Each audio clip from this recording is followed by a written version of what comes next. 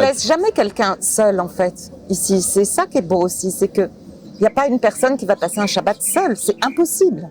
Impossible, ça n'existe pas. On Cuisiner accueille, plus. les portes sont ouvertes, on donne. Ce qui oblige à cuisiner plus. Oui, bah, ça t'occupe. C'est cette facilité, en fait, des portes ouvertes.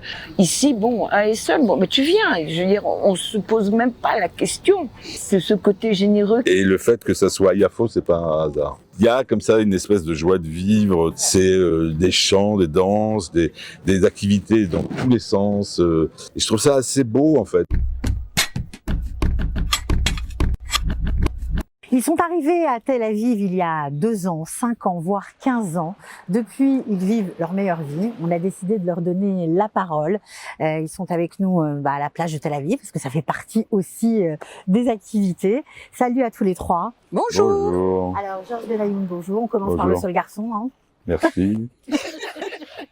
Il en faut un. Il en faut un. Et là, Shapira, bonjour. Bonjour. Et puis Muriel Semla. Alors, vous avez chacun décidé un beau jour de faire vos valises pour des raisons diverses. Vous avez eu des vies extrêmement riches, c'est pas fini d'ailleurs. Alors, Muriel, vous étiez à Miami pendant 42 ans. waouh. Ce qui fait qu'un beau matin vous avez décidé de tout changer? J'ai décidé de quitter Miami pour des raisons personnelles, mais surtout, j'ai été appelée par la terre d'Israël. Et je me suis dit, ça y est. Mais quand même, il y avait pas un petit appel avant? Ça arrivait au bout de 42 ans de Miami? Non, il y a eu plusieurs appels avant. Je devais vivre en Israël en 1972. Et puis, ça s'est pas fait. Je suis retournée vivre en France. Et ensuite, en 2021, Mais qu'est-ce qu'il y a eu? Un élément déclencheur? Il y a quelque chose? il y a qui s'est eu passé plusieurs éléments déclencheurs. Il y a eu des raisons personnelles, des raisons de santé, des raisons qui m'ont fait dire, ça y est, c'est fini. Tu as fait tout ce que tu avais à faire à Miami. Maintenant, à toi de profiter de la vie. Alors c'est vrai que c'est difficile parce que tu laisses tes enfants, tu laisses tes petits-enfants, mais à un moment donné, il faut peut-être apprendre à être un peu égoïste quand on pense qu'on a fini son job. Et j'ai donc décidé de venir m'installer toute seule comme une grande Ok, à Yafo, enfin à Tel Aviv. à Yafo. Alors, ce qui est dingue, c'est que vous vous êtes rencontrés, et c'est aussi pour ça que vous êtes là tous les trois ensemble, dans votre immeuble, en fait. C'est un truc de fou, Georges. Ça, c'était pas prévu.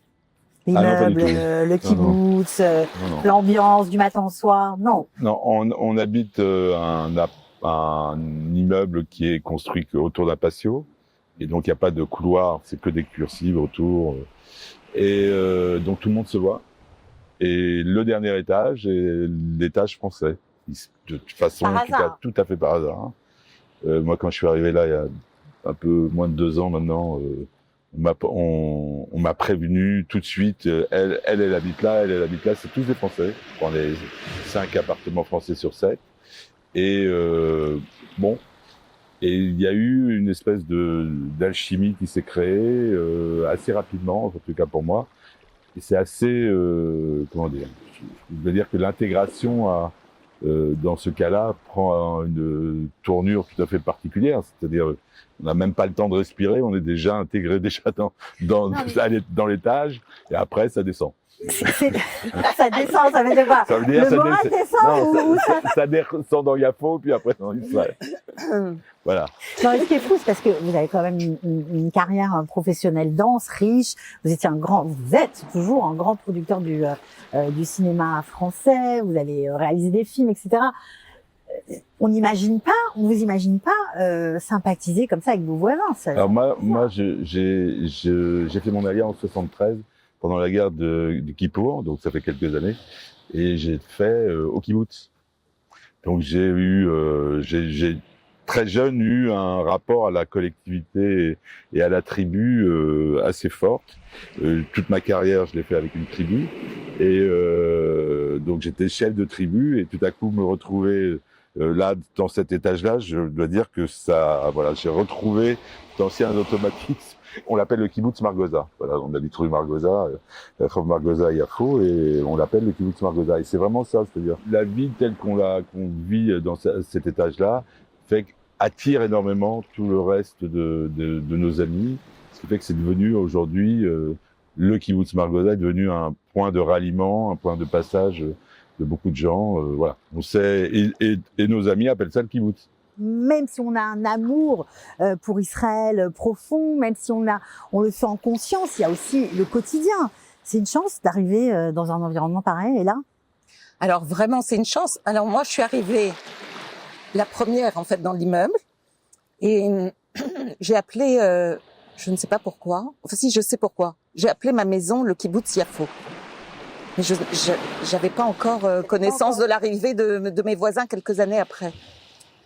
Mais en fait, ma mère a vécu dans un kibbutz ici en Israël en 1956.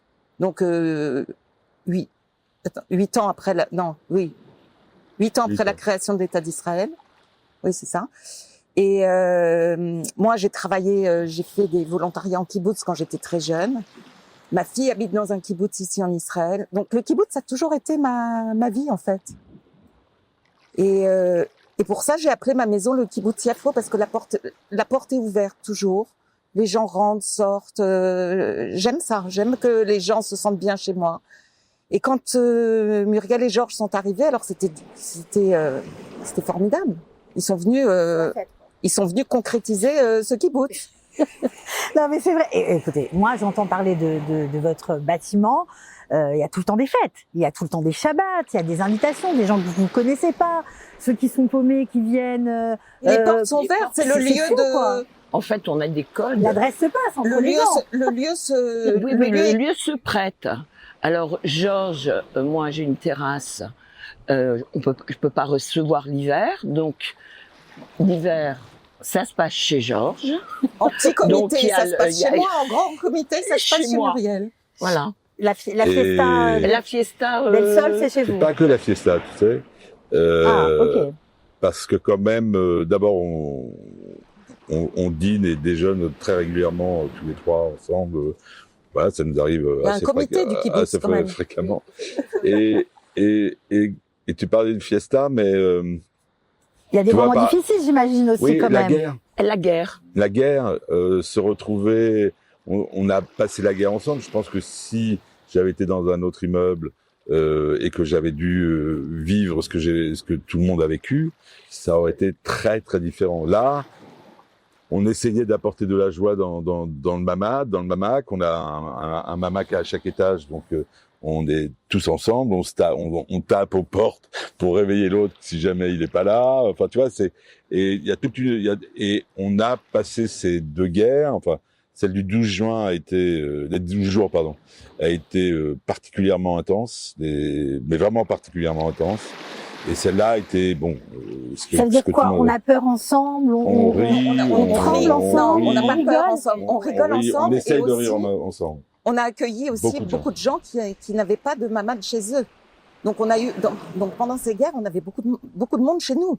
Vous avez beaucoup cuisiné aussi, j'ai entendu. Mais tout le monde a cuisiné. Mais tout le monde a cuisiné. Non, mais les casseroles passées d'un appartement à l'autre. On se réveille le matin, qu'est-ce qu'on va faire, qu'est-ce qu'on va manger au petit déjeuner, tu vois. Donc, on a vécu un peu la guerre, j'ai envie de dire, en tant que femme seule, vraiment.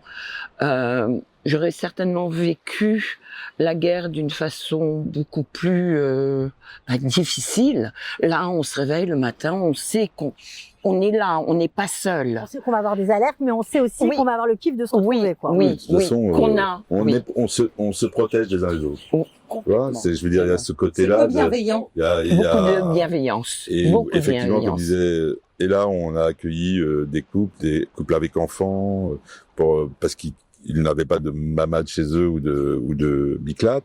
Et donc, ça, on incite un peu comme ça à une espèce de joie de vivre alors que on passe des moments assez difficiles. Moi étant le plus sinistre des autres. C'est vrai. Par rapport à ça, c'est vrai. Mais, non, je préfère le dire moi, plutôt que elle. Moi étant le plus sinistre.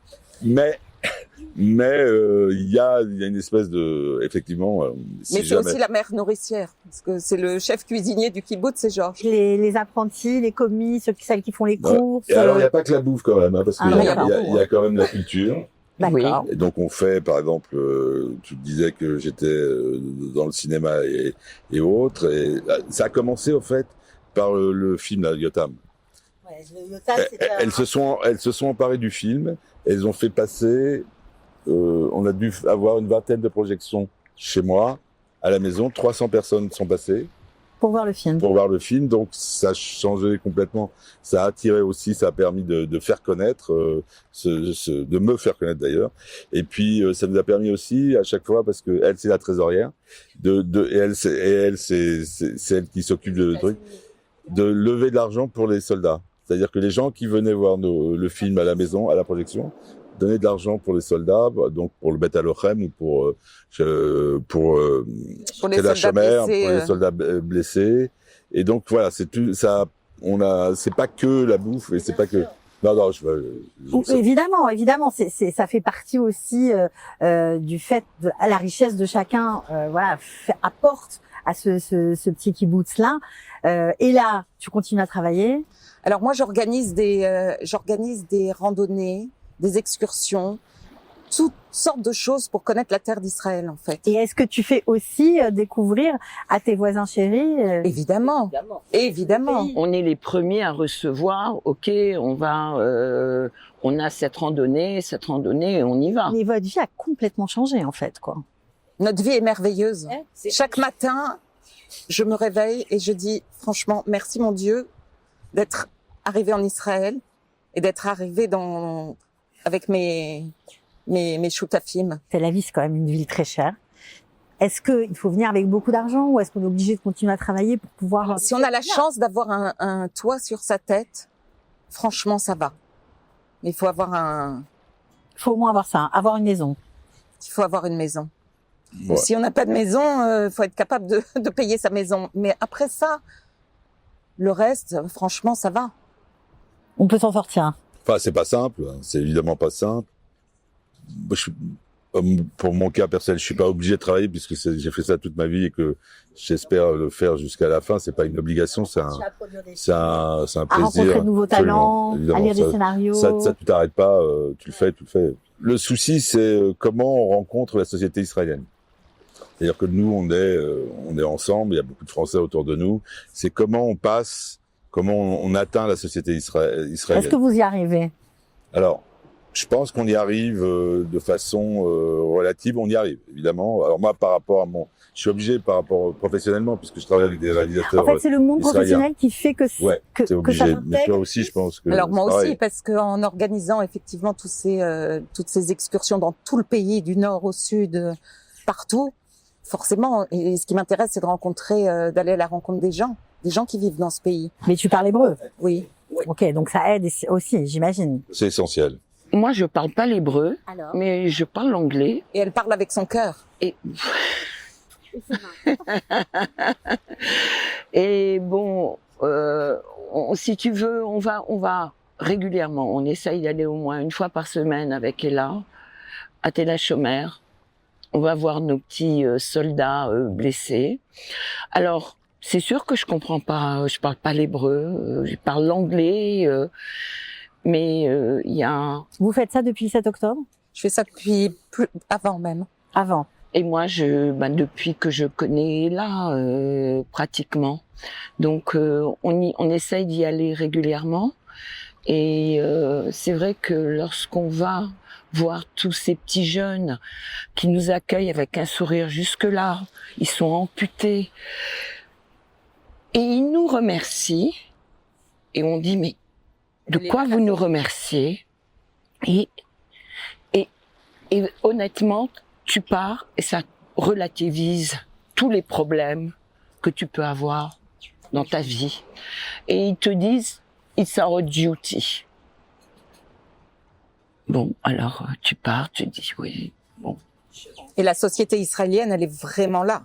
Bien sûr. Elle est vraiment là parce que elle est très diverse. Il y a des religieux, des laïcs, des gens, des soldats de droite, des soldats de gauche, des femmes, des hommes, peu importe en fait, des juifs, des druzes, des bédouins. Tout est là, toute la société israélienne est là. Il y a plusieurs façons de pénétrer dans la société israélienne. Il n'y en a pas qu'un, en fait. Non. C'est ça que j'aimerais expliquer. Et c'est génial Bien de sûr. vous en Faut entendre sortir de parler. chez soi. Voilà, parce que, Faut apprendre l'hébreu.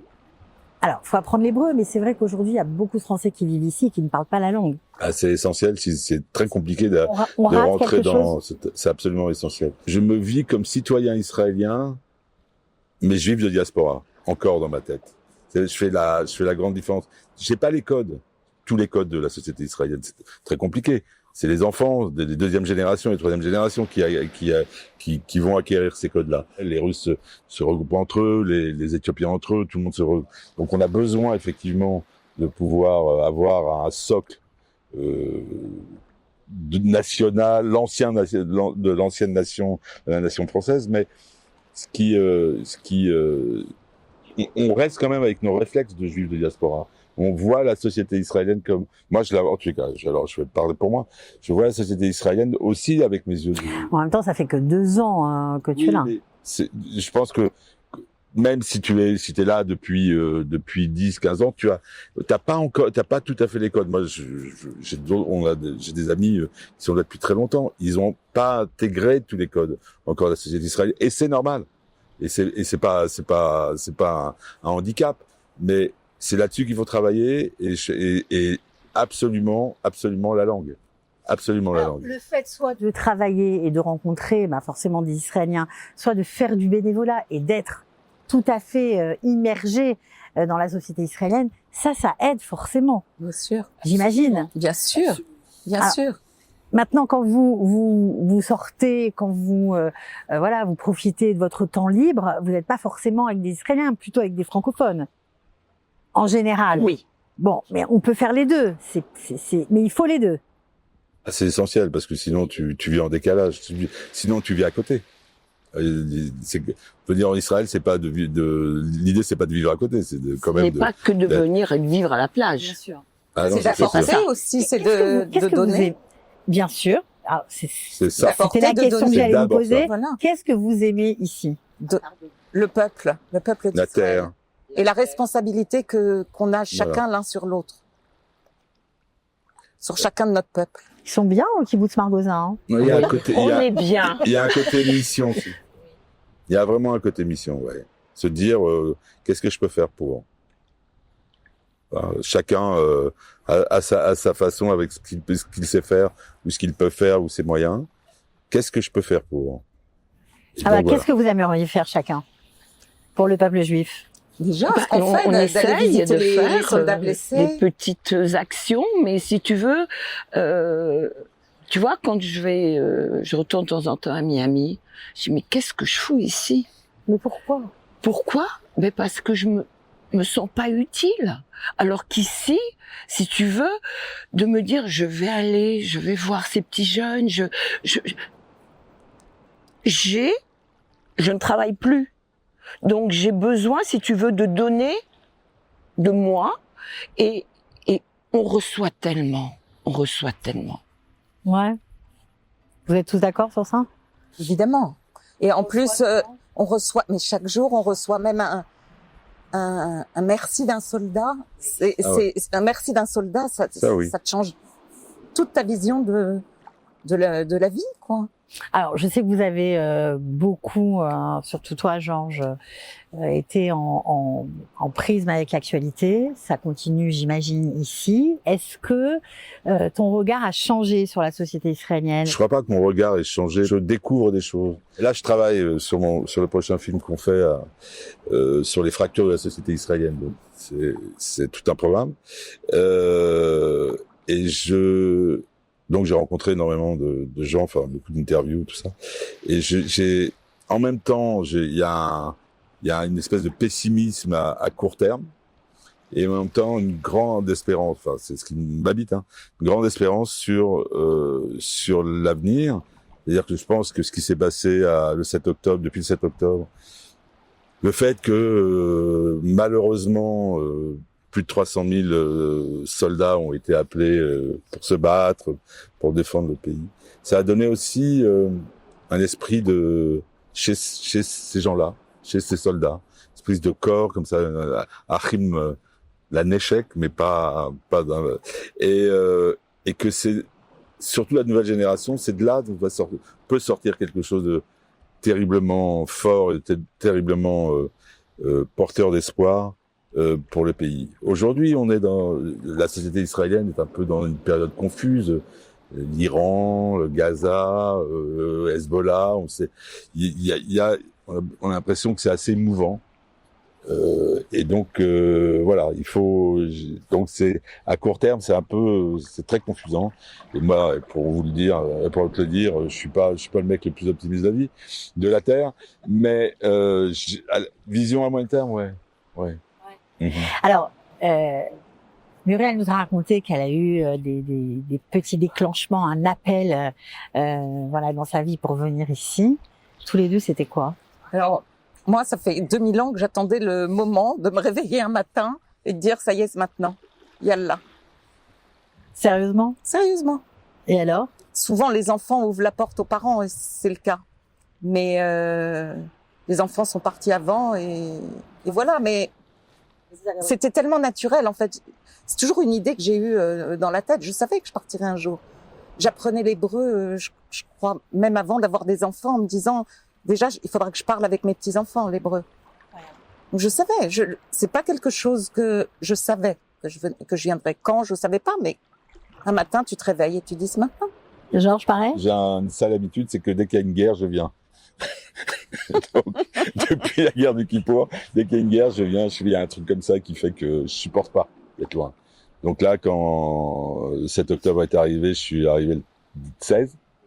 Je savais pas quoi faire, si ce n'est faire un film, et c'est là-dessus que j'ai commencé. Et après, et en tournant Yotam, Looking for Yotam, le film sur Yotam Chaim, cet otage qui s'est libéré, qui a été tué par erreur par un soldat de Tsahal, travaillant dessus sur toutes les images et tout ça, je me suis dit, à un moment donné, en plein montage, je me suis dit, mais voilà, c'est une évidence. Je vais pas tourner autour du pot toute ma vie et faire des allers-retours comme ça. Faut prendre la décision et voilà. Et la décision a été prise. Et... Comprenez les gens qui n'arrivent pas à se décider. Si on réfléchit, rien ne va dans ce pays. Rien ne va. Rien. Il y a des guerres avec le Hezbollah, avec le Hamas. La vie est chère. Il y a des terroristes. Il y a rien ne va. Les gens s'engueulent. Rien ne va. Mais en fait, tout est merveilleux. Mais je comprends que... Tout est merveilleux, ça veut dire quoi? Ça veut dire que c'est juste ici. C'est amakom, c'est juste. C'est juste d'être ici pour un juif. Alors je comprends que les gens hésitent aussi, c'est difficile. Les gens arrivent, ils n'ont pas forcément de travail, c'est cher, ils ont des enfants, ils peuvent pas assumer financièrement. Mais il y a des années, l'année où on arrive est difficile, l'année d'après est difficile. C'est doucement, petit à petit, que la terre d'Israël nous accepte, en fait. Il faut être très patient. Ouais. Et moi, par contre, j'ai beaucoup de mal à comprendre les gens qui ont des moyens, parce que en tant que retraité, il faut avoir vraiment les moyens pour venir vivre en Israël. Alors, les gens qui ont les moyens, qui vivent en France, beaucoup en France. À Miami, c'est l'Eldorado. Donc, quand je dis je suis à Miami, je suis venue faire mon alien, on me dirait folle celle-là. Mais bon, donc, je parle des Français, de mes amis. Arrêtez de vous foutre de ma gueule, les deux. C'est pas que pour ça que t'es folle. Je te rassure. Et j'ai beaucoup de mal à comprendre les gens qui ont les moyens en France. Alors bon, ils ont leur famille. Je comprends, je respecte. Mais c'est pas loin, Paris. C'est 4 heures, 5 heures de vol. Ouais. C'est rien du tout. Les enfants, de toute façon, ils ont leur vie. Quand ils ont grandi, bon. Alors moi, je suis un peu plus dur. Un peu plus dur. Est-ce qu'il y a des moments importants qui vous font du bien quand vous y pensez? Alors, le moment le plus important, je sais pas si c'est le plus beau, mais le plus fort, je crois que c'est la guerre des 12 jours. Je pense qu'il s'est passé il y a une espèce chimie, de magie qui a opéré à ce moment-là, au point qu'ils me demandent tous d'écrire un scénario sur ces 12 jours, comment on a vécu ces 12 jours, qui étaient des moments où on pouvait être euphorique, complètement down, mais tous ensemble. Et ça, c'était assez particulier. Il y avait de la musique aussi dans le Il y avait de la musique, mais c'était pas que... Il y a eu des guitares, il y avait des guitares, il y a eu des choses comme ça. Mais c'était un moment tout à fait, oui, de communion dans le sens commun. On était vraiment, on était tous très, on n'a jamais, je pense, on a été très proches les uns des autres. Il y a eu beaucoup de rire Ouais. aussi, Il y a Oui, eu bien beaucoup sûr. de rire. malgré la situation Il y a eu beaucoup de vie. catastrophique. Ouais, On a beaucoup c'est ri. vraiment la vie, quoi. Il y a eu beaucoup de vie au moment où il y avait autour de nous des immeubles qui tombaient, la mort, quoi. Et donc ça, c'était un instinct de survie et plus que de survie de vie. Et ça, c'était pour moi le moment le plus fort, ouais, certainement. C'est là où on se sent à sa place. On sait oui. qu'on est au bon endroit. C'est surtout là où tu te dis, je veux pas être ailleurs. Il est hors de question que je sois ailleurs. Si mon peuple subit ce qu'il subit, alors il faut que je sois avec lui. Et ça, c'est essentiel. Bah, pour moi. Ok. Oui, oui. Honnêtement, pareil. Pareil que moi, je me réveille le matin, je dis merci, mais quelle chance j'ai, mais quelle chance. Et je réalise ma chance. Donc, c'est merveilleux. J'ai une seconde jeunesse ici. C'est vrai? Oui. Oui. Vous ne pensiez pas? Ah, pas une seconde. Ah, franchement, je suis venue, vraiment, j'ai Sans savoir. quitté, j'ai plaqué tous mes soucis, j'y allais. On démarre une nouvelle vie, mais je savais pas ce qui allait m'attendre. Et puis voilà. Mais c'est vrai ce que dit Muriel. Le groupe de Français qu'on côtoie, tu sens, ils sont tous la soixantaine, tu sens ce côté effectivement seconde jeunesse, c'est-à-dire pour la plupart qui ont beaucoup travaillé, qui ont fait des études, machin, peut-être retrouver une adolescence qu'ils n'ont pas eue entièrement. Et il y a comme ça une espèce de joie de vivre, c'est des chants, des danses, des activités dans tous les sens. Et je trouve ça assez beau en fait, c'est-à-dire que voilà, ils se retrouvent ici, ils se réalisent ici en fait. Tu Et vois, on laisse jamais quelqu'un seul en fait ici. C'est ça qui est beau aussi, c'est que il n'y a pas une personne qui va passer un Shabbat seule. C'est impossible, impossible, ça n'existe pas. Et ça, c'est aussi quelque chose qu'en dehors d'Israël, ça peut arriver, mais ici jamais, jamais. Oui, ce qui oblige à On cuisiner accueille, plus. les portes sont ouvertes, on donne. Ce qui oblige à cuisiner plus. Oui, bah ça t'occupe. Si tu veux, c'est cette facilité, en fait, des portes ouvertes, qu'il n'y a plus aux États-Unis, qu'il n'y a plus même en France. Pour se recevoir en France, enfin, je vois mes amis, ils se reçoivent en famille, mais il n'y a pas la porte ouverte. Ici, bon, à Essonne, bon, mais tu viens. Je veux dire, on se pose même pas la question. Et c'est ce côté, nos racines, venir, tu vois, je pense que on est généreux. Et c'est ce côté généreux qui vraiment, c'est l'accomplissement ici, je pense. Et en fait, notre kibbutz, c'est comme la tente d'Abraham. Elle est ouverte au tout venant. Et le fait que ça soit à Yafo, c'est pas un hasard. C'est pas un hasard non plus. Voilà, bien sûr. Il y a nos racines d'Orient, de Tunisie, Algérie, Maroc. Enfin, Il y a- moi, je suis ashkénaze aussi. Oui, bon. C'est vrai. Elle est très ashkénaze. Non, mais tu vois ce que je veux dire. Il y a ce côté très et populaire et très chaleureux et puis il y a aussi des Arabes à Yafo qu'on côtoie donc c'est cette espèce de melting pot aussi qui est très riche, très agréable. Je pense que c'est pas un hasard non plus. Ceux qui sont loin de vous aujourd'hui, qui ne vivent pas à vos côtés, vous comprennent? Pas du tout. Pas du tout. Même s'ils comprennent pas au début, ça leur donne envie quand même. Ça les intrigue. Et je connais des gens qui sont venus quand même après nous. Donc ça leur donne envie, ça peut leur apporter un déclic. Si je parle de ma famille proche, mon fils, comme il sait, et il a vécu mon évolution, ça l'a pas étonné. Et tout se passe bien, donc ça, il y a pas. Je pense, je vais dans le sens de Ella. Je pense que les gens nous envient Et il y a quand même quelque chose de compliqué dans la relation, vraiment compliqué dans la relation. Là, j'étais à Paris récemment et je me suis senti totalement décalé. Je ne savais pas quoi. Bon, il y avait la guerre. C'était la guerre qu'on venait de vivre. Et pourtant, c'était ton monde. Ouais. Et ben, j'ai eu le sens. Je ne savais. J'avais l'impression d'être en mode automatique. J'ai eu le sentiment très fort que la guerre qu'on venait de vivre avait un peu ouvert un fossé entre mes amis et de toujours et moi. Tout à coup, j'ai senti ce décalage. Alors peut-être moi, c'est certainement moi d'ailleurs, mais j'ai eu du mal à expliquer, à faire comprendre, parce que en face. C'est deux réalités différentes. Oui, mais plus que jamais, parce que jusqu'à présent, on a pensé qu'Israël était invincible quand on est en diaspora, d'hommes de fer, toutes ces choses-là. Donc, en diaspora, on garde encore ça dans la tête. Mais quand tu vis ici et que tu expérimentes exactement la réalité, c'est pas la même chose. Donc, il y a ce décalage-là.